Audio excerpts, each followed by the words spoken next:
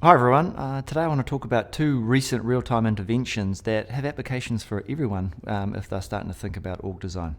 Now, over the last week I've been working with two organisations who were embarking on quite significant macro design changes, and in having conversations with them we've actually stopped that work and got them to start to think about how they fix their organisation by looking at the micro design requirements of how they do the work.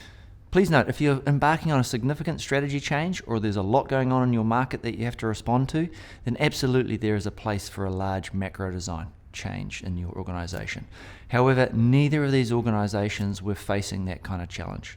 So the two scenarios and how they played out and what that means for you are as follow. The first one was we got the organisation to sit down and actually detail what are the pros and cons of their current design. And then looking at that, we said, look, if we focus on fixing the cons, actually, can we achieve what you need to from a results perspective? What that's now looked like is we're embarking on a process to change some process, get real clarity around job design and decision rights, making sure we get the right people in the right roles, and that we put in place some detailed metrics to manage how the performance of the organisation is going. The second scenario, slightly different but similar themes, was yes, we are going to move some teams and some reporting lines while also thinking about moving some activities. But then again, what we're doing is really focusing on process, job design, decision rights, all of those things that'll help us make sure we change the way people are doing the work.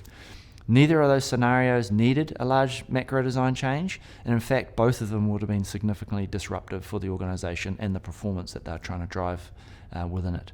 So the warning, I guess, or the opportunity for you is that first and foremost, don't just think you can solve an issue by going after macro design changes. Often, if you focus on the vertical parts of the organisation and think about how we align across the organisation, you'll get the change and the increased performance that you're looking for. And then secondly, from a leadership perspective, don't sprint the marathon.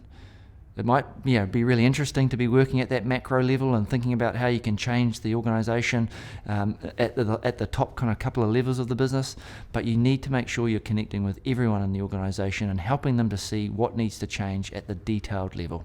So, two recent real-time interventions that have application for potentially your organisation. If you'd like to know more, then please don't hesitate to give me a call. My details are on the website.